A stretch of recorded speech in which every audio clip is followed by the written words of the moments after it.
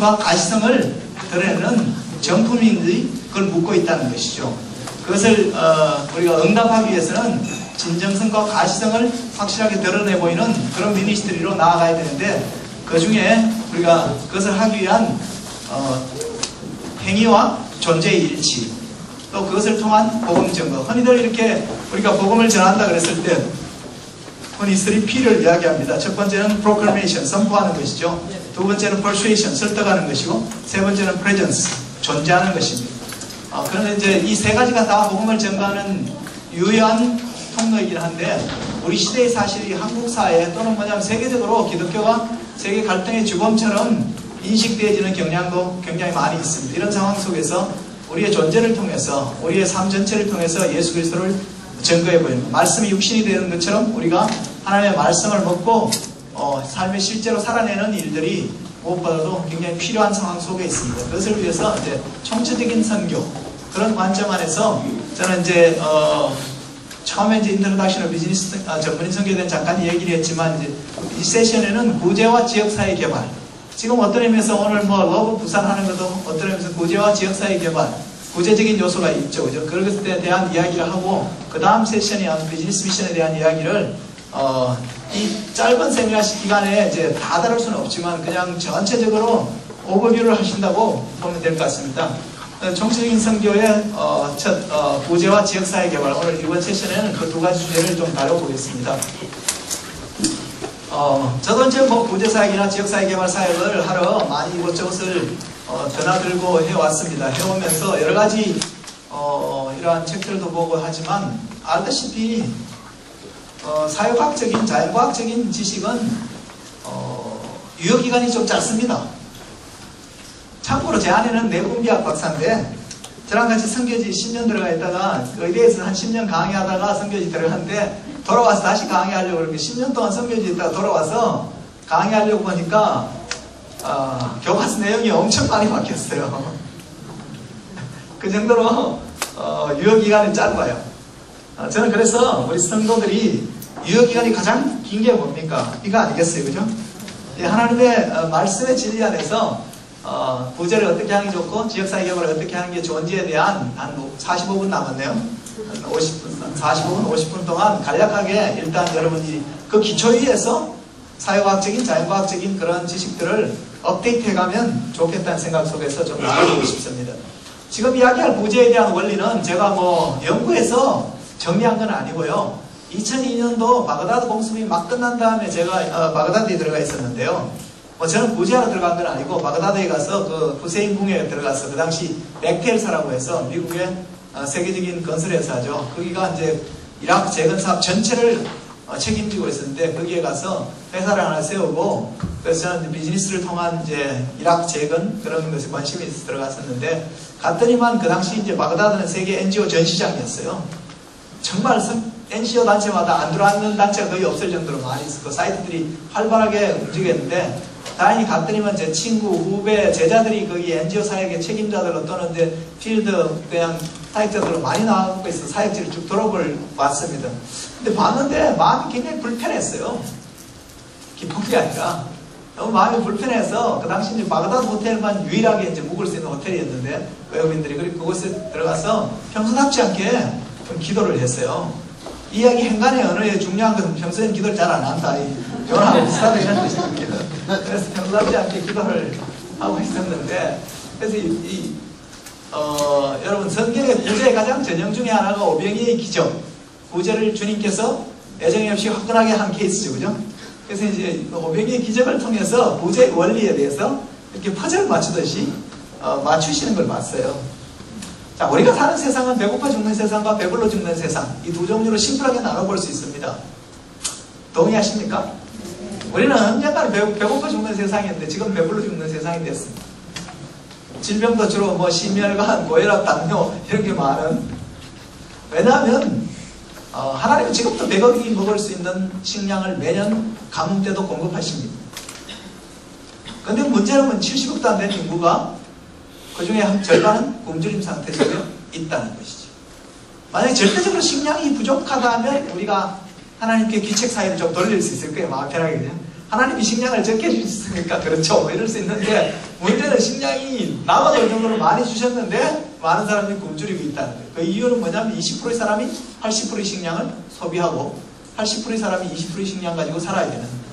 근데 또 더 불편한 것은 우리가 그 80%의 식량을 소비하는 20%에 속해 있다는 사실. 그것이 뭐냐면 우리로 하여금 경종을 올리게 하고 또 어떻게 살아야 될 것인지 하는 그런 위기 또는 도전을 받게 합니다. 빈익빈 부익부의 시대입니다. 이러한 세계화를 통해서 더욱더 격심한 격차를 겪고 있죠. 그 세상은 딱 심플하게 두 종류로 나눠보면 짐승을 인간처럼 취급하는 세상과 인간을 짐승처럼 취급하는 세상, 이 두 종류의 세상으로 나눠볼 수 있는 것 같아요. 저는 이게요 그냥 어느 날 괜히 말장난하기 위해서 만들어낸 게 아니라 제가 89년도 도쿄에 가서 신주쿠에 이스단 백화점 지하에 들어갔는데 그 화려한 이스단 백화점, 일본에서 가장 고급 백화점이잖아요. 거기에 지하에 2개 라인 반 정도가 애니멀 푸드 코너였어요. 그 애완동물 코너가 2개 라인 반이 89년도. 그 당시 한국엔 전혀 그런 게 없는데 우리 장사분들은 잘 알죠. 그게 매출이 안 올라오면 금방 줄어들잖아요. 그만큼 매출이 올라오고 있다는 거죠. 저희는 굉장히 기이한 일이었어요.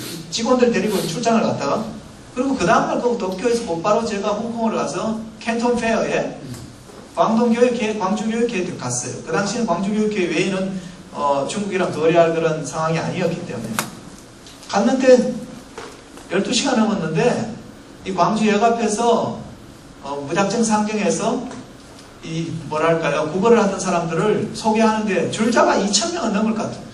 경찰들이 그냥 무자비하게 어디론가 끌고 가는 차던 사람들을 뭐 애기 업은 엄마도 있고요 노인도 있고 별의별 사람 다 있는데 그냥 카우보이들이 소떼를 끌고 가는 것처럼 끌고 가는 장면을 하루 사이에 봤어요. 야, 세상은 인간을 짐승처럼 취급하는 세상이 있고 짐승을 인간처럼 취급하는 세상이 있어요.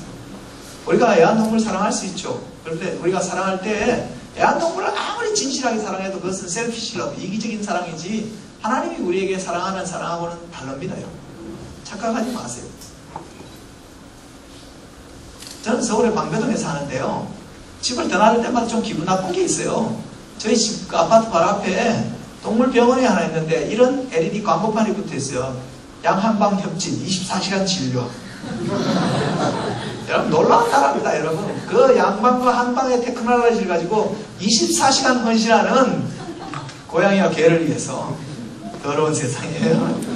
근데 물론 그럴 수도 있지만 그럴 때 우리가 기억해야 될 것은 하나님의 천기한 형상이 짐승의 취급을 받고 있다는 경계와 긴장 속에서 원래 적어도 세계를 품은 그리스도인이라 그런 관점을 갖는 죽은 자와의 세상과 산 자의 세상이 있습니다.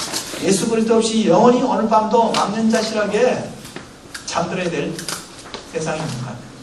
예수 그리스도로 말미암아 소망 가운데 살고 있는 거죠. 이런 세상 앞에서 복음 전파 사회 참여 뭘 먼저 해야 되냐 가지고 싸웠지만 이제는 그런 시기가 지나갔다 그랬죠.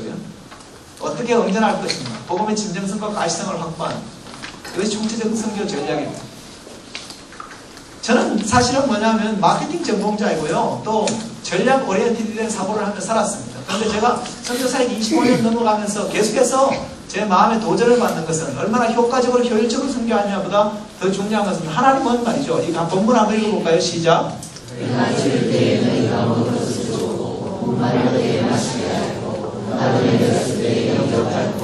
벗을 때 옷을 입혔고 힘들었을 때 와서 보았느냐.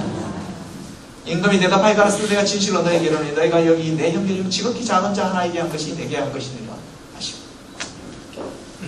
하나님은 말입니다. 우리가 얼마나 미대하고 큰 일을 했냐가 아니라 정말 말이죠. 무시해도 좋을 만한 그 한 사람에게 어떤 진정성을 가지고 대했는가로 우리의 삶을 평가한다는 것이다.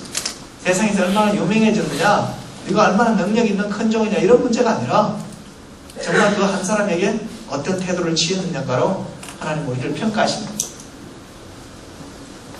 자, 인간이 타락되고 원죄가 왔다는 것은 대인관계의 균열, 자아와의 균열, 하나님과의 균열, 자아와의 균열을 갖고 오게 된 것이죠. 그죠?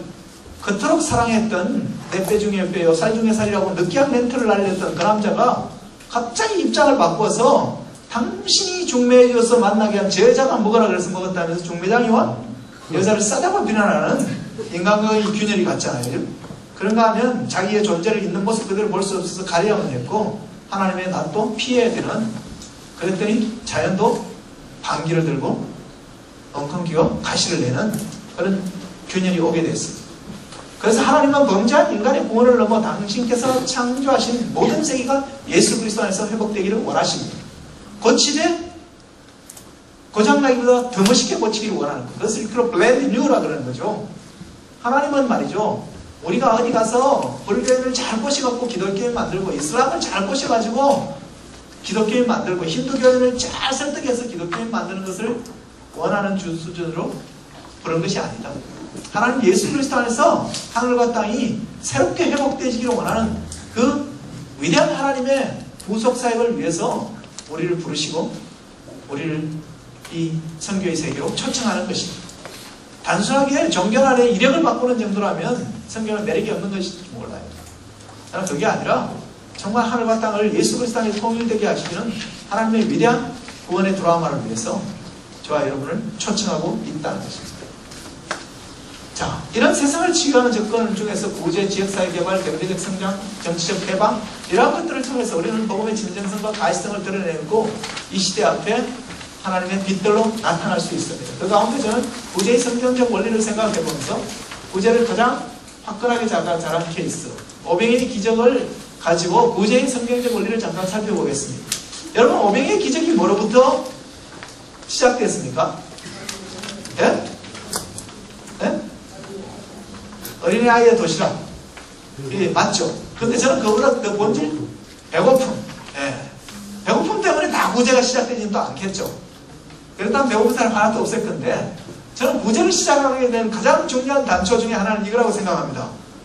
이렇게 강의하고 있는데 저 뒤에서 누가 손 들더니, 예수님, 다 좋은데요. 우리 밥 먹고 합시다. 이랬어요. 저는 한번 따라해 주실래요? 밥 먹고 합시다. 밥 먹고 합시다. 저는요, 솔직히 우리 그리스도인들이 밥 먹고 합시다. 잘하는 크리스찬이 되기를 소망합니다. 근데 솔직히 우리는 밥 먹고 합시다는 말을 잘 안 합니다. 왜 안 하는지 알아요? 밥 먹고 합시다 이러면, 그럼 오늘 네가 설 거니? 하더니, 이렇게 시작해서, 제가 이 밥 먹고 합시다는 말은 좀 약간 상징적으로 표현한 건데요. 밥 먹고 합시다는 말은, 만연되어 있는 사람들이 잠재적으로 다 느끼고 있는 문제들이 있어요. 근데 그것을 입 밖으로 내서 공론화시키는 작업을 하기를 주저합니다. 직장생활 한 1, 2, 3년 차까지는 브레인스토밍하며 의견을 엄청 잘 내지만 4년이 넘어가면 잘 안 됩니다. 왜냐하면 아이디어를 하나 내는 순간 퇴근이 한 일주일은 12시 넘어야 된다. 김 과장 그거 좋은 아이디어 같은데 한번 실행해보지. 이러는 순간 완전히 독박을 쓴다는 걸 알기 때문에 그 다음부터는 적절하게 수위를 조절해가면서 아이디어를 내게 되는 이 학습된 무기력 가운데 살게 됩니다. 사람들은. 왜냐하면 우리가 그런 것을 공론화 시키면 그래 더 잘났다 이 자식아. 그 누가 모르냐 임마. 그만하면 뭐 세상이 달라지냐? 네가 책임질 거야? 이런 싸늘한 반응들을 우리가 많이 경험하면서 이럴 때는 적당하게 입 다물고 있는 게 최고구나. 이러려고 자꾸가 있는 거구나. 이렇게 생각하면서 사실 뭐냐면 말하기를 주저합니다. 학습된 무기요. 근데 예수님의 제자 중에 한 사람은 그래도 적어도 있잖아요. 이런 학습된 무기력 가운데 있는 게 아니라 밥 먹고 합시다 이랬어요.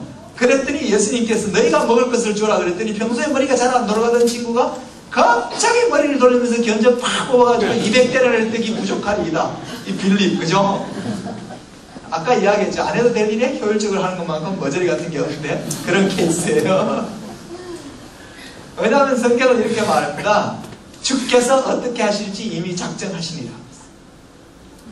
세상의 필요를 채우시는 분은 하나님이십니다, 여러분. 그래서 부자는 예산 가지고 하는 게 아닙니다. 하나님의 사랑과 긍휼로 세상의 필요 앞에 마주서고 하나님의 복에 우리 보고 복의 펌프가 되라고 말하지 않았어요. 우리는 복의 파이프만 되면 돼요. 파이프가 괜히 뭐냐면 뭐 몇 마리 괜히 따지는 파이프가 없잖아요. 슬러지가 없게 하면 되는 거예요. 파이프는. 괜히 힘주고 있을 필요가 없어요. 근데 마치 자기가 펌프인 것처럼 착각하니까 힘들고 고장나고 어려운 거죠. 근데 그래서 구제는 반복합시다. 저는요 세상에 이런 만연된 문제에 대해서 반복합시다. 잘하는 크리스찬이 됐으면 좋겠어요. 이것에 대해서 요즘 뭐 신드롬을 일으키고 있는 스테반 에세리서는 분노하라. 혹시 짧은 책인데 보신 적 있어요? 젊은이가 분노하라. 학습된 무기력 가운데 살지 말고 구제의 원천은 말입니다. 애사로부터 나오는 것이 아니라 세상의 필요를 채우시는 하나님의 긍휼과 자비의 마음으로부터 나오는 겁니다. 근데 지금부터가 문제예요. 구제를 할 때 제가 마음이 슬펐던 것은 구제한 자의 자세들 때문에. 우리 구제할 때 그래서 여러분이 구제할 때 잘 구제하셔야 돼요. 이 여러분 이 그림 보이세요? 이 제자의 그림이 보이세요? 이 어깨에 국가시가 들어가는 전 세계 대부분의 구제의 사이트에 구제하는 사람들의 모습이 저럴 때가 많습니다. 어깨 국가시 팍 하고 있잖아요. 짓거주는 건 아닌데 왜 저렇게 유세를 지키는지 몰라요. 이 수영관 교회 빼고 말입니다. 어디 교회 방문해갖고 보면 선교위원장들이 기세가 등등해요. 짓거주는 것도 아닌데 있잖아요. 그렇죠. 담임 목사님은 또 짓거주는 건가요? 다 하나인 거잖아요. 근데 다 기세가 등등하죠. 그래서 사실은 세상이 볼 때 교회가 진품이 아니라고 생각하는 거예요. 그래서 말이죠. 구제할 때는 하나님의 능력으로 하는 거죠. 해야 되는데 예수님이 이날요 엄청 또 이럴 수밖에 없는 게요. 평소에 아는 체 안 하는 애들이 엄청 아는 체 많이 할 거 아니에요. 그죠? 베드로씨 우리 중학교 동창이죠. 뭐 요한씨 옛날에 옆집에 살았죠. 뭐 안드레씨 27차단 같이 공부했죠. 막 이러면서 아는 체가 수많은 사람들에게 둘러싸이게 돼 있어요. 사실. 그러다 보면 자기도 모르게 이렇게 힘이 들어가요. 근데 구제할 때 겸령. 근데 구제할 때 그다음 중요한 건요. 여러분 오병이의 기적을 일으키기 전에 예수님께서 한 독특한 행위를 하셨습니다. 뭘 하셨나요? 네? 축사하기 전에 한 게 있어요. 50명, 100명 단위로 안치라고 그랬어요. 구제 받을 자를 조직화했어요. 왜 그렇게 했을까요? 왜냐하면요. 구제 받을 자를 조직화하지 않으면 반드시 안전사고가 납니다. 만성적 기본 수요의 부족을 느끼는 사회 속에서요. 구제를 한번 해보세요. 물품 도착하고 나면 질서 유지가 안 됩니다. 저는 이날 할 때까지 구제하고 의료봉사 갔어요. 안전사고 안 난 적이 거의 없어요. 선교사님 엄청 무지개 사회 가시는군요. 저희는 그런 적이 전혀 없었는데요. 제가 그렇게 생각하시는 분들에게 제가 드릴 수 있는 말은 이 말입니다. 당신이 안 해도 될 때 가서 하였느니라. 정말로 있잖아요. 기본 수요의 부족을 느끼는 절박한 사회에 가면요. 질서 유지가 거의 안 됩니다. 그래서 예수님이 50명, 100명 단위로 미리 앉힐 걸 알고 하고 협박도 좀 했을 거예요. 그죠? 이 자리를 이탈하지 않는 팀에게 가장 먼저 공개해 줄 거고 한 명이라도 자리를 뜬 팀에게는 안 줄지도 모른다고 이렇게 그러니까 질서 유지가 되는 거예요. 사실 질서 유지를 미리 리시빙 바디를 조직화하는 것은 굉장히 중요한 문제.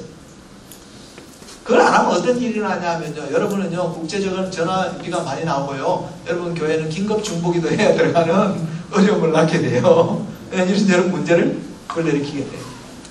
근데 꼭 이제 이렇게 가서 사회 갈 때 현지인을 조직화하는 일을 꼭 선교사들이 하려고 그런 경향이 있어요. 평소에 잘 안 알려주는데 오늘은 가오다시 잡을 수 있는 멋진 날이니까 메가폰 잡고 중국 같은 파이팅! 파이팅! 큐업! 이러면서 라인업! 이러면서 이렇게 폼 잡으면 돼요. 절대 그렇게 하지 마십시오. 그러면 목만 쉬고 현지인들에게 비유만 받아요.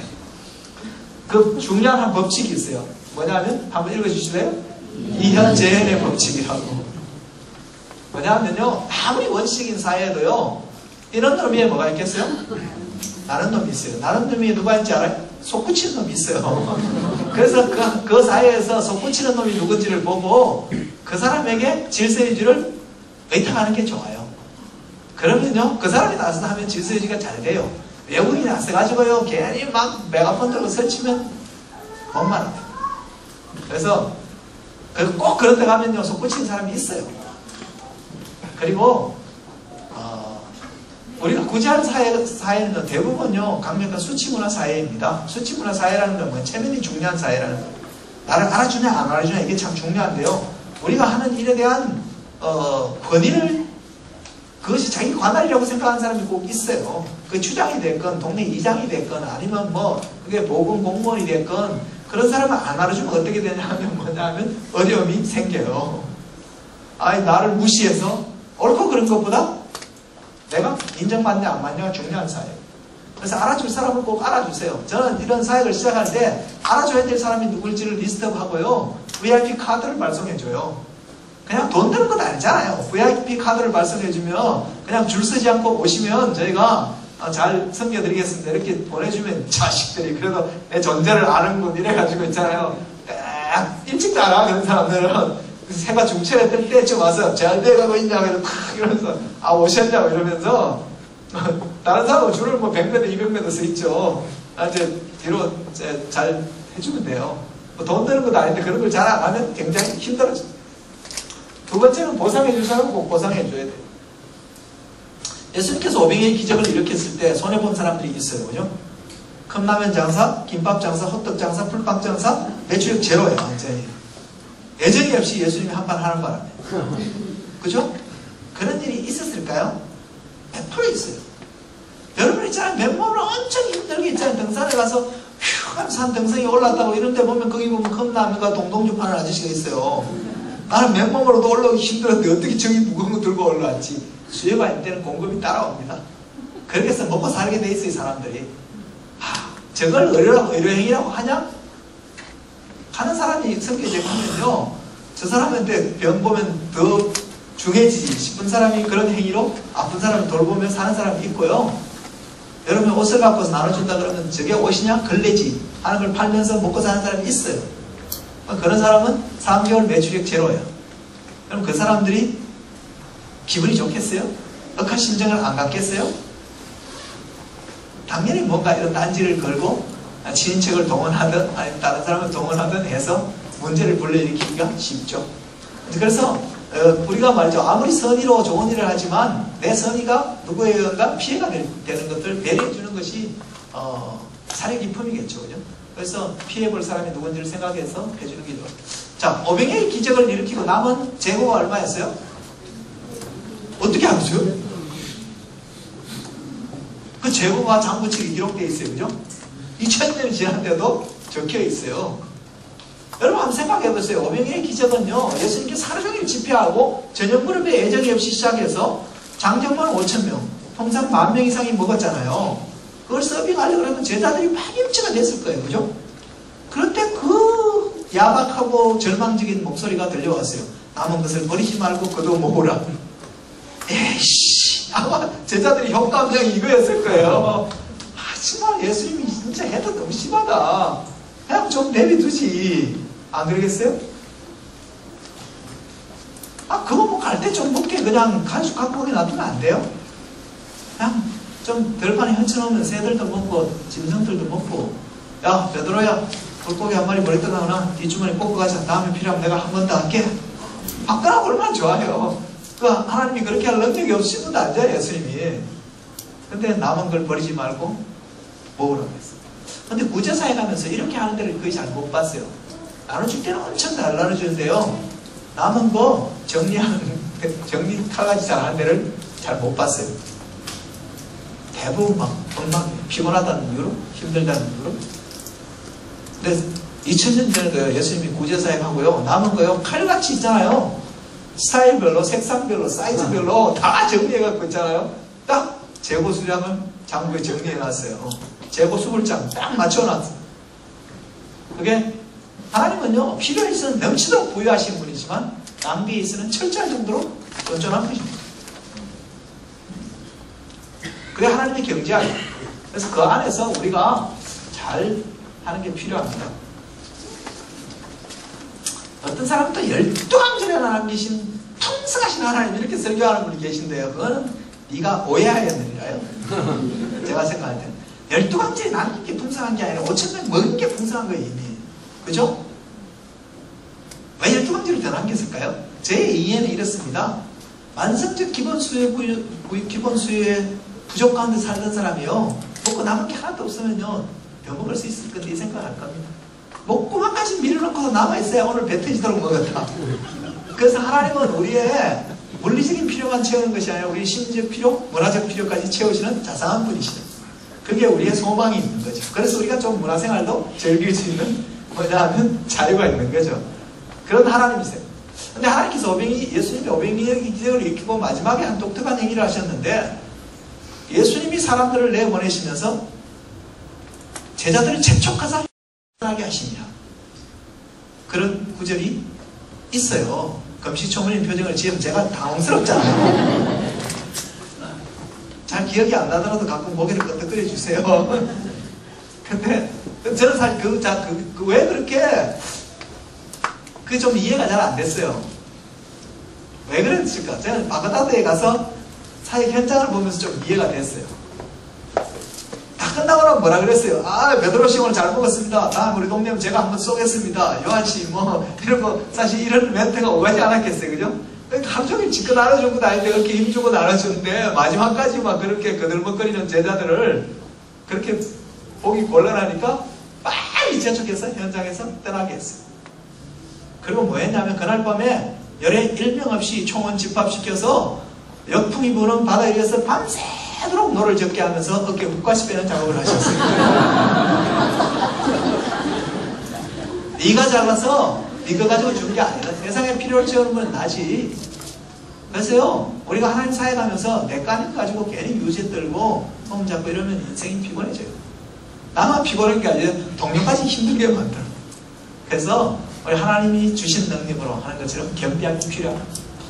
자, 근데 또 구제와 복음 전도를 직접적으로 연관짓고 싶어하는, 교회 나오면 요거 주지식의 구제를 하고 싶어하는 이 천박하고 아주 뭐냐면 그런 야비한 영성이 있어요. 근데 예수님이 오병이의 기적을 일으키고 내가 생명의 떡이라 그랬을 때 아무도 같이 다니기를 원치 않았어요. 그죠? 2000년 내내도 별로 효과가 없었다는 거예요. 근데 요즘도 그렇게 하고 싶어 하는 사람들이 많이 있어요. 근데요, 그 구제와 복음 전도를 직접적으로 연결시킬 때는 첫째는 복음이 천박해집니다. 뭐 복음의 사은품이 필요한 거예요. 복음은 그 자체가 영광스럽고 완벽한 겁니다. 사은품 필요 없어요. 그리고 또 그렇게 하면 복음을 받아들인 그 사람의 인격을 천박하게 하는 거예요. 뭐 물품 얼마를 가지고 존재의 본질을 바꾸도록 가치체계와 신념의 체계, 세계관의 중심을 바꾸라고 얘기하는 것은요, 그 사람의 인격을 천박하게 합니다. 구제는요, 주님의 사랑과 긍휼로 하라. 그 나머지는 어떻게 결과는 좀 여백으로 처리해놔라. 여백을 남기지 못하는 건요, 안식이 없고 성숙함이 없다는 거예요. 여러분 나중에 가서 그림 살 때는요, 여백이 없는 그림 사지 마세요. 캔버스를 꽉 채운 그림은요, 작가가요 여백을 남기기에 두려워하는 아직 성숙하지 않은 작가일 가능성이 높아요. 모든 명화는요 여백이 있어요. 모든 명곡은요 긴장과 이함을 통해서 아름다운 곡이 완성되는 겁니다.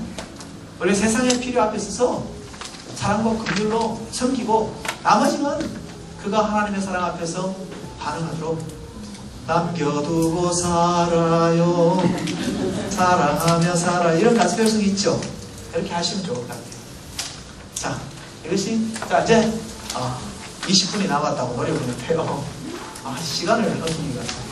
지역사회 개발의 성경적 원리를 좀 생각해 보겠습니다. 여러분 지역사회 개발 성경에서 가장 전형적으로 잘하는 케이스가 누구가 있나요? 거기 보면 9시 뉴스를 잘못 보고 인성이 꼬인 남자가 있어요. 한 사람.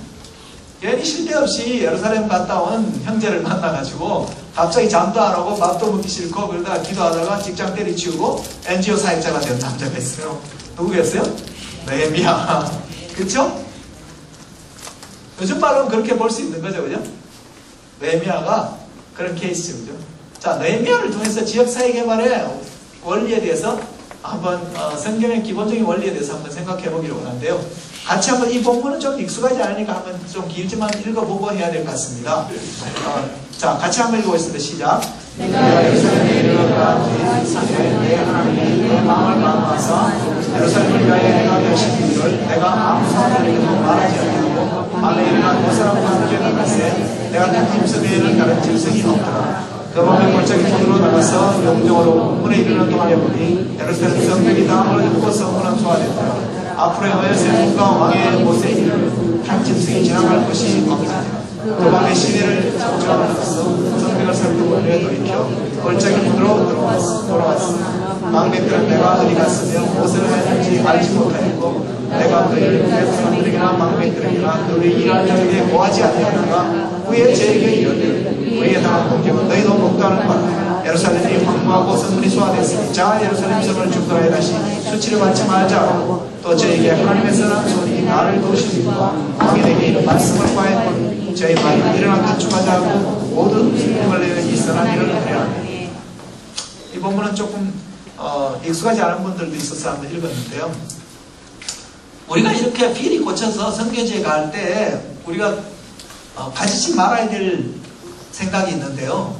내가 이렇게 기득권을 포기하고 안락한 삶을 기도하고 내가 선교지 사람들을 섬겨주기 위해서 선교지까지 가면 선교지 사람들이 나를 굉장히 환영해주고 나를 존중해줘야 되고 해줄 거라는 근거 없는 기대를 하기가 참 쉽습니다. 일반적으로 그런 기대를 하게 됩니다. 근데 경영학에서는 실망 후회를 기대치에 대한 달성의 마이너스적인 차이 이렇게 정의하죠. 즉 기대치가 높으면 실망도 큰 법입니다. 그래서 대부분 선교사들은 선교지에 가서 몇 개월 지나면 아프다는 기도 편지를 보내기가 쉽습니다. 그럼 물이 바뀌고 기후가 바뀌고 그래서 그런 것도 있지만 자기가 그 위대한 청혼의 꿈을 꿈고 하늘의 비전을 가지고 왔는데 현지 사람들이 자기를 뭐냐 하면 속이기나 하고 물건 사러 가면 맨날 있잖아요. 바가지나 세우고 그리고 그 땅에 초등학생보다 아는 게 없고 이런 것 때문에 좌절과 낭망이 심하게 오기 때문에 여러분 이 느헤미야가 누굽니까? 바벨론에서 정말 잘 나가던 정치가 아니에요. 그가 그 모든 기득권을 포기하고 예루살렘에 갔으면 예루살렘 주민들이 뭐 좀 열렬하게 환영을 안 한다 하더라도 쭉 느헤미야 총독 기 뭐 프랭카드 정도는 하나 있어야 될 거 아니에요. 근데 그렇게 하나도 없는 거예요. 표정이 찌그하게 저 새끼 왜 왔지? 이런 표정을 짓고 있는 거예요. 여러분 일제시대 때 말입니다. 일본 순사보다 더 기분 나쁜 놈이 일본 순사 앞잡이 놈이라는 한국 사람이지요. 그렇지 않아요? 여기도 뭐냐면 바벨론 제국의 주구 노릇을 하는 저 새끼 왜 여기 와서 설치지? 이런 생각을 예루살렘 주민들이 할 수 있지 않겠어요? 그죠?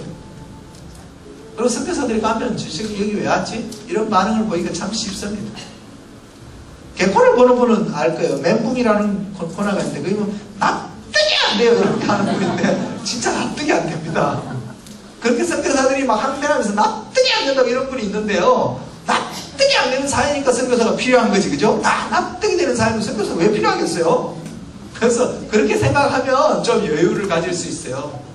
근데 느헤미야가 왔는데 환영을 안 해주는 거는 고사하고요. 누구도 환영을 안 해줬냐면요. 우리 할아버지 할머니들도 환영을 안 해줬어요. 언더우드가 썼는 여기 보이지 않는 조선의 마음이라는 시를 한번 보시면요.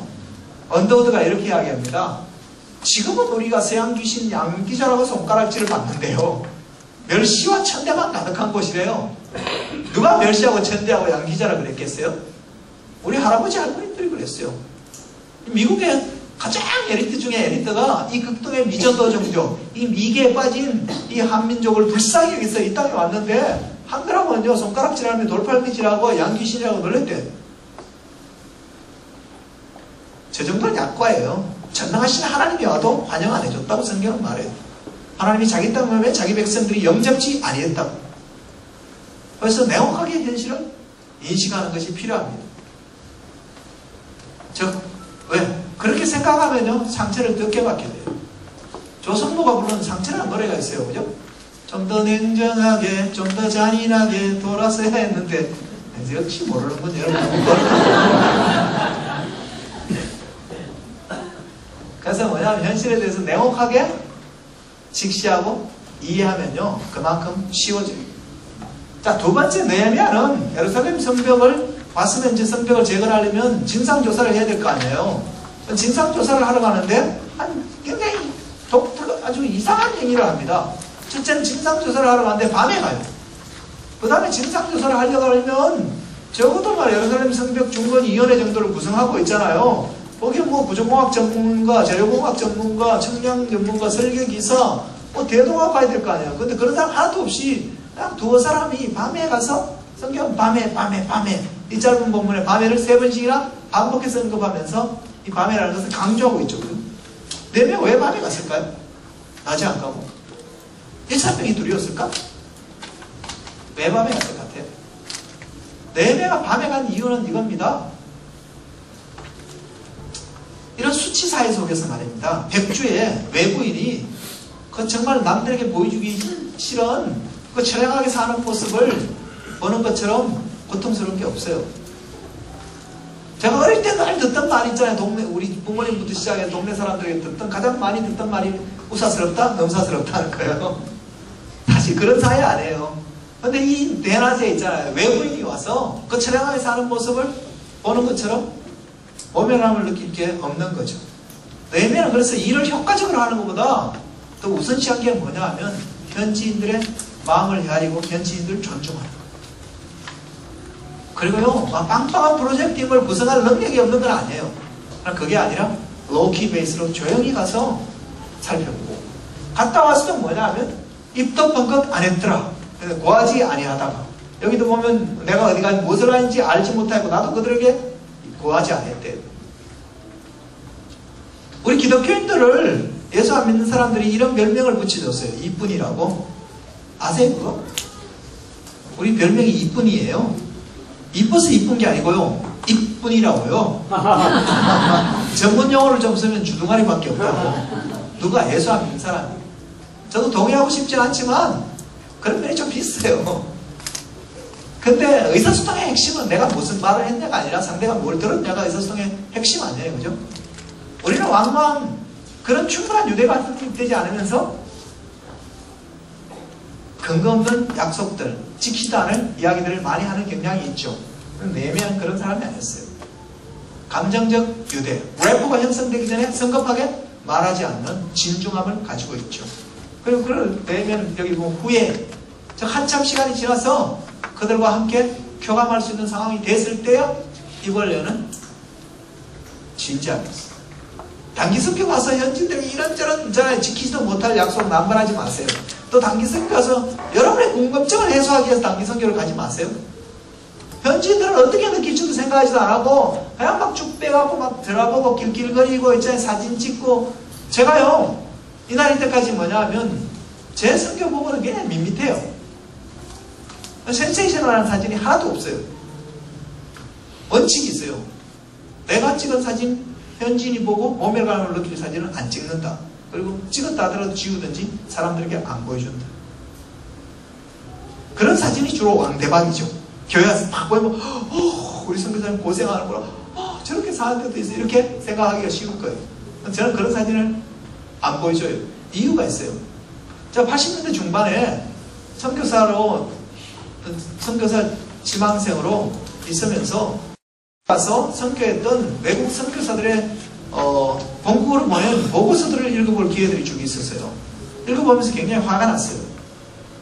이 사람이 이렇게 자기 나라에 우리를 이야기하면서 정말 우리를 사랑하는 걸까? 이렇게 느끼게 하는 것들이 참 많았어요. 한국에 그런 면이 있는 건 사실이에요.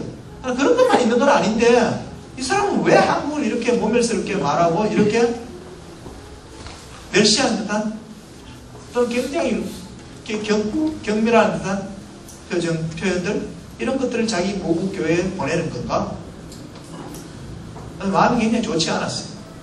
그래서 선교사 지망생으로 선교를 공부하면서 내가 앞으로 선교하면 현지 사람들이 나중에 세월이 지나고 나서라도 내 보고서를 보고 내가 해놓은 보고를 보고 자기들을 존중하지 않았다거나 사랑하지 않았다고 말할 것을 내가 안 해야 되겠다고 결심을 했어요. 그럼 선교한다는 것은 상대를 사랑해주고 상대를 존중해주는 거예요. 레이미는 그렇게 했어요. 그래서 우리에게 사실 그런 마음이 필요한 그게 선교의 하트죠. 선교를 얼마나 효과적으로 하냐가 아니라 태도가 올바른 게 필요합니다. 그 다음에 이 본문 같이 한번 읽어볼까요? 시작. 여기 노랗게 되어 있는 한 번 시작. 전요 이 세션에서 여러분이 다 잊어버리도 저 한 문장만 기억하면 저는 충분히 여러분이 본전을 뽑았다고 생각하기 때문에. 다시 한번 컨트롤 한번 읽어주시죠. 시작. 우리에 당한 공격은 너희도 목도하는 바라. 네, 여러분 저를 좀 주목해 주십시오. 예, 제가 이번에 새로이 예루살렘에 총독으로 부임한 느헤미야 올시다. 사실 제가 바빌론 제국에서 잘 나가던 넘버 3쯤 되는 그런 위치에 있던 사람이에요. 어느 날 제가 9시 뉴스를 보다가 여러분의 딱한 사정을 보고 그 자리에 있을 수가 없어서 제가 마음먹고 여러분을 도와주기 위해서 이곳에 왔습니다. 제가 올 때 그냥 왔겠습니까? 여러분들 중에 건축 전문가들 별로 없다는 거 제가 잘 압니다. 그래서 BIT, 여러분 아시죠? Babylonian Institute for Technology. BIT 건축공학 전문가들 빵빵하게 데리고 왔습니다. 여러분 중에 여기 건축기관 산업이 별로 발달되지 않고 형편없다는 거 잘 압니다. 제가 그냥 왔겠습니까? 바벨론 최신 근자재 100컨테이너, 풀 컨테이너, 40피트 풀 컨테이너 100컨테이너를 띄웠습니다. 다음 주엔 도착할 겁니다. 제가 여러분을 위해서 멋있게 성벽을 중건해 보이도록 하겠습니다. 여러분 많이 협조 부탁드리겠습니다. 감사합니다. 멋있죠? 사실 선교사들이 대부분 이렇게 말하고 싶어요. 그래서 세계 선교가 잘 안 돼요. 정말 변화가 잘 일어나요. 느헤미야가 한 말을 보십시오. 우리에 당한 공경을 너희도 목도하라. 이 말은 굉장히 이상한 말이에요. 이렇게 말해요 대부분. 너희에 당한 공경을 내가 목도하였느니라. 너희에 당한 공경을 내가 목도하였느니라. 이제 너희를 위해서 내가 위대한 일을 해주겠다. 대부분 이렇게 어프로치합니다. 그래서 변화가 안 되는 거예요. 느헤미야는요 현지의 수치의 일부가 기꺼이 되기로 작정했어요. 근데 그건 굉장히 힘든 일입니다. 우리 도와줄 때는요 자긍심도 있고요 프라이드도 있을 수 있어요. 같아진다는 거는요 나를 부인해야 되는 거고요 현지의 그 버너러블한 상처받을 상황으로 기꺼이 들어가야 되는 거예요. 근데 느헤미야는 기꺼이 그렇게 감수했어요. 현지의 수치의 일부가 되기로. 사실 근데 이렇게 할 수 있는 선교사가 제가 생각할 때 5% 이내예요. 대부분은 너희여 안심하라. 내가 이제 너희를 도와주겠다. 이 세이비어 신드롬, 선교사에게 가장 만연되어 있는 구세주 증후군 있잖아요. 위험한 질환에 걸려요. 느헤미야는 그렇게 하지 않았어요. 너희에 당한 공격은 내가 목도하였다. 그랬더니요 현지인들이 이렇게 말합니다. 저희 말이 일어나 건축하자. Let us arise and build. 우리가 일어나 건축하자. 예루살렘 성벽 중건하는 프로젝트의 아젠다가 원래 느헤미야의 의전다였는데 그 현지인의 일부가 되고 현지인의 관점, 즉 에틱 뷰, 외부적인 관점이 아니라 에믹 뷰, 내부적인 관점 안에 수렴에 들어갔을 때 현지인들이 이제 우리가 일어나 건축하자라고 현지인들의 아젠다로 바뀐 거예요. 이게 트랜스포메이션이에요. 사실 이게 어려워요. 여기까지가 어려워요. 여기까지를 성공하려면 자아가 무인데 십자가의 정신이 아니고는 불가능해요. 이렇게 했기 때문에 느헤미야는 예루살렘 성벽을 며칠 만에 중건하는지 아세요? 삼성종합건설이나 현대산업개발이 할 수 없는 52일 만에 중건합니다. 그들이 하려고 그랬으면요 민원 처리하고 토지 보상하는 데마다 52일도 걸려요. 그게 저는 지역사회 개발에 다양한 방법론이 있지만요 이런 어프로치를 할 수 있는 겸비한 마음이 필요합니다. 지역의 자원을 동원해야 됩니다. 이 지역사회 개발을 위해서. 느헤미야가 말입니다. 예루살렘에 것만 잔뜩 갖고 하지 않았어요. 지역의 자원을 동원하는. 왜? 지역의 기본 필요죠. 그리고 가치관이 바뀌어야 되기 때문에 에스라와 연합해서 그런 예배의 부흥을 일으키는 변형적이고 총체적이고 통합적으로 돌아가야 돼요. 여러분 이슬람권에서 한 사회 가는 한 여성 선교사가 여자들이 저 멀리까지 가서 무거운 물통을 지고 가서 물을 뜨거운데 히잡을 둘러쓰고 물을 기르러 오가는 사람을 볼 때 너무 마음이 안쓰러운 선교사가 그 마을 한중앙에 우물을 파줬어요. 이렇게 펌프질해서 물을. 근데 이 우물이 살도록 고장나는 거예요. 처음에는 거룩한 마음으로 고쳤는데 너무 자주 고장이 나도 너무 자주 고장이 나는 거예요. 그래서 브라운이 뭐라! 막 이렇게 말하고 싶을 정도로 고장이 나는 거죠. 마미를 부르고 싶을 정도로. 그래서 이 사람이 그때쯤에 알게 됐어요. 이 우물을 가장 싫어하는 사람이 누구냐 봤더니 물기를 가는 여자들이 이 우물을 싫어하는 거예요. 이 선교사는 그 여자들을 도와주기 위해서 이 우물을 팠는데 정작 이 우물을 너무너무 혐오스러워하는 사람은 이 여성들이. 이유는 이래요. 이 이슬람 여성들이 유일하게 있잖아요. 집 밖에 나가서 활보하면서 바깥바람을 쐴 수 있는 유일한 시간이 물 들어가는 시간인데 그때 오가면서 이웃집 사람들이랑 수다도 떨고 스트레스 해소하는데 그 시간이 하나도 없어버린 거예요. 그러니까 너무 싫은 거야 이게. 이게 뭐냐 하면 외부자가 볼 때는 이게 문제일 거야. 이걸 해결해주면 이 사람들에게 엄청 도움이 될 거야 하지만 그것은 뭐냐 통합적이고 총체적이기 때문에 그렇게 단순하게 돌아가는 게 아니에요. 그래서 하나님은 말입니다. 자기 아들을 나사렛 학군에 후진돼서 키우면서 목수의 아들로 30년 동안 철저히 유대인이 되게 하셨어요. 그 이후에야 완전한 내부자가 됐기 때문에 내부자의 관점에서 그 지역을 변화시키는 일을 할 수 있어요. 성경은 그런 겁니다. 그렇게 피상적으로 보고 이게 이렇게 하면 될 거야 라는 그렇게 해서 아젠다를 세팅하고 내 아젠다를 추구하고 대부분 선교사들이 자기 아젠다를 끝까지 추구하기 때문에 현지인들이 이런 감정을 가지고 그래 네가 사랑이 많고 능력이 많고 돈이 많아서 우리를 도와주러 왔다니까 너무 고맙지. 정말 감사해. 열심히 좀 해줘. 우리 좀 도와줘. 잘 지켜볼게. 얼마나 잘하는지. 이런 태도예요. 그래서 선교계에 이런 레전드 전설이 있어요. 선교지에 있는 위대한 병원, 선교병원, 위대한 대학들, 선교사가 세운 위대한 신학교, 선교센터들 공통점이 하나인데 제대로 돌아가는 곳이 없다. 왜? 하나님의 방법, 하나님의 뜻을 쫓아서 진행된 것보다는 인간의 자기 야망을 쫓아서 접근하고 운행되는 것이 많기 때문에. 그리고 선교사가 떠나면 그 교회도 사라지고 프로젝트도 사라지고 그런 지역사회에 사람을 소중하게 지역의 문화를 존중하고 사람이 미래를 결정할 수 있는 기술이 아니라 사람에게 초점을 맞춰. 느헤미야가 왕이시여 말미를 주사 BIT에 가서 건축공학을 전공하게 하옵소서 이렇게 안 했어요. 여러분이 알다시피 느헤미야는 어떤 사람이에요? 느헤미야는 노가다 평가가 아니에요. 느헤미야의 특징은 왕이여 독이 없나이다 이렇게 말하는 그죠? 술 맡은 관원장입니다. 부락부락한 일을 하는 사람이 아니에요. 근데 느헤미야의 특징은 뭡니까? 사람을 잘 파악하는 능력이 있어요. 누가 독을 넣을지 안 넣을지 그죠? 그리고 그 사람을 파악하는 능력으로 예루살렘 성벽을 중건합니다. 빈곤은 다면적이라는 사실.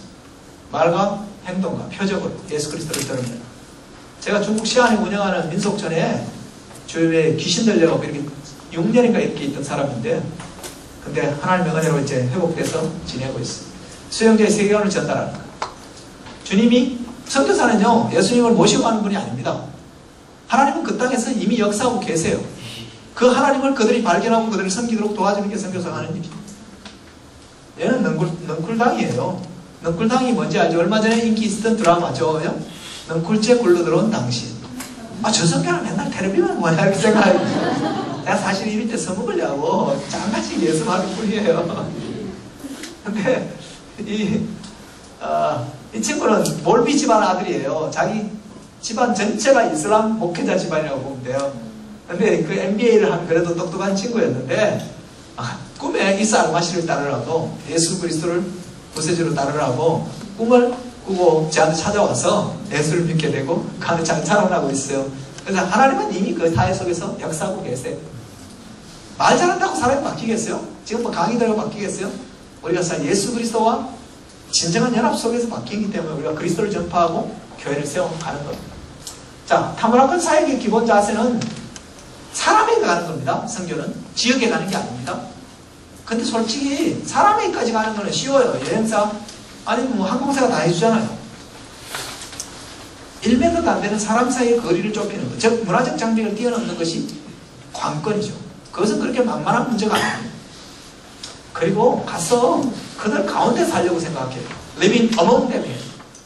여러분 제가 어제 그랬죠. living beside them 하냐 among them 하냐. 현지인들 언저리에 사는 자인가 가운데 사는 자인가. 나는 현지인들 가운데 살려고 하나 언저리에 살기로 하나. 생각해보세요. 그리고 가면 뭘 가르치려고 그러는데 가르치지 말고 배우려고 생각하죠. 모르는 모든 것을 현지인에게 배워요. 배울 때 진짜 친구가 생깁니다. 언어를 그리고 사랑하는 근데 우리 사랑할 능력이 없죠. 그래서 하나님이 우리를 통해 사랑하도록 하나님께 우리 자신을 내어드리고 십자가의 마음으로 서는 것이죠. 그리고 지역의 장언을 그들이 알고 있는 것으로 시작해라. 괜히 뭐 이거는 말고 한국에 이렇게 좋은 거 있는데 이러지 말고 한국 거 갖고 와서 세워봐야 지속 가능하지 않다. 그리고 외부의 것으로 세우지 말라. 제가요 중국에 가서 선교 이렇게 신학교에 가서 강의하는데 하다가 완신 평신도를 깨운다 그런 책이 본 적이 있냐고 그래요. 제가 선교사들에게 절대 평신도를 깨운다는 책을 가지고 강의하지 말라고 그러는데 야미로 꼭 이 합동측 선교사 중에 그걸 쓰는 사람들이 좀 있어요. 선교사들이. 제가 왜 쓰지 말려고 하면 그 책이 나쁜 건 아니에요. 좋아요. 근데 평신도를 깨운다는 책을 쓰려면 두 가지 전제가 만족돼요. 첫째는 평신도가 있어야 되고 두 번째는 평신도가 잠들었어야 돼요. 그렇죠? 그 전제가 없이 그 책은 성립할 수 없는 거예요. 그런데 제가 신학교에서 이렇게 평신 들어본 적이 있냐 그랬더니 이 앞쪽에 앉은 자매가 다 그 가정교회 설교자들인데 옆에 있는 사람에게 평신도 주셔봐 이렇게 물어요. 평신도가 무슨 뜻이야 물어요. 이러는 거예요. 그러니까 이 자매가 또 이쪽 옆에 평신도 주셔봐 이렇게 물으니까 뭐지다 이러는 거예요. 그게 제게 보이잖아요. 그래서 제가 공개적으로 물었어요. 평신도라는 말을 들어본 사람 그랬더니요. 그 중에 한 명만 손 들었어. 걔는요 4대째 기독교 집안인데 중국 매지 선교에 의해서 복음화된 가정에 자기 아버지가 중국 가정교회 유명한 전도자인 집안의 아들이야. 그래서 내가 물어봤어. 네 어디서 들었냐 그랬더니 집에 오가는 그 사역자들한테서 들었대요. 평신도라는 말을. 그러면서 걔 하는 말이 가관이야. 제가 한 번도 본 적은 없는데요. 딴 데 가면 그런 사람 굉장히 많다는 얘기를 들었대요.